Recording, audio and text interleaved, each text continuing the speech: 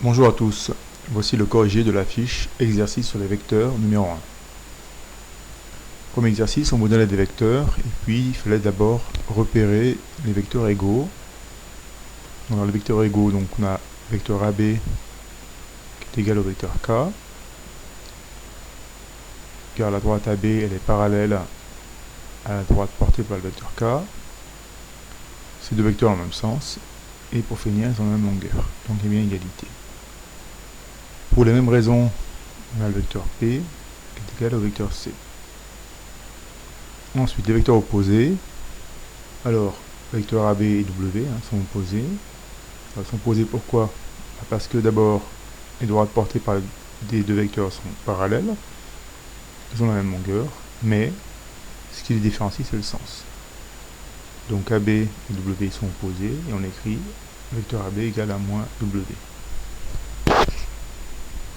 On a aussi le vecteur LM et le vecteur C qui sont opposés.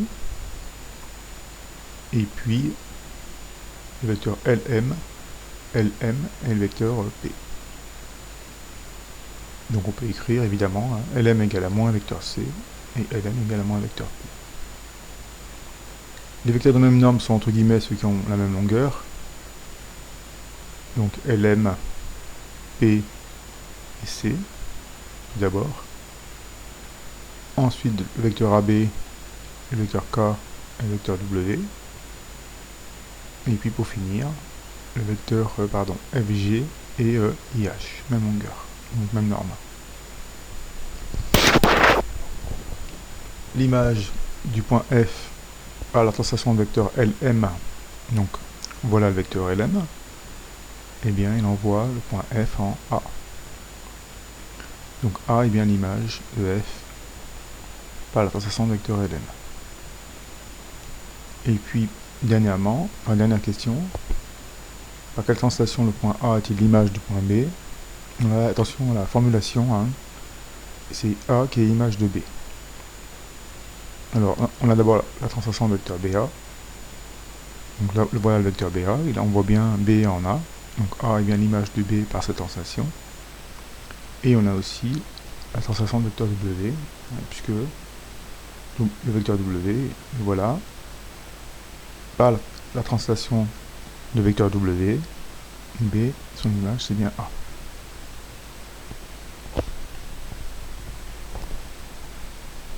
Deuxième exercice. Donc, quelle est l'image du point F par la translation de vecteur CK? Donc, voilà le vecteur CK. Il envoie F en H. On a bien vecteur CK égale à vecteur FH. L'image de L par la translation de vecteur HG. Donc, voilà le vecteur HG. HG, il envoie L en B. On a bien le vecteur LB égale à HG. Ensuite, l'image de G par la translation de vecteur CA. Donc voilà le vecteur CA. L'image de G, c'est K. Voilà. On a bien le vecteur CK égale au vecteur CA. Ensuite, l'image du triangle ABL par la translation de vecteur AC. Donc voilà AC. Voilà le triangle ABL. Alors A est envoyé en C par cette translation, B en D et L en ce point.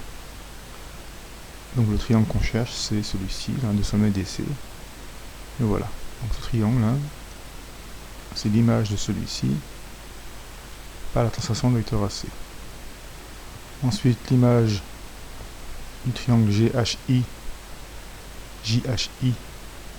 Donc le voilà, JHI. Je cherche son image par cette translation vecteur HB. Alors H est envoyé en B, J est envoyé en A, et I est envoyé en L par la translation du vecteur HB. Et donc l'image du triangle JHI, eh bien c'est le triangle ABL. Et l'exercice, il fallait construire des points, donc on considérait un vecteur AB, un vecteur EF, donc vecteur AB, vecteur EF, et puis C, qui était donné au départ. Donc il fallait construire les points manquants. Donc, CD est bien égal à AB, hein, donc D est là. CG égale à EF, donc voilà EF. C est là, donc G est ici, on a bien un vecteur CG égale à EF. Ensuite, H tel que HC égale à B. Voilà le vecteur AB. HC égale à B, donc H, attention, il est ici. Hein.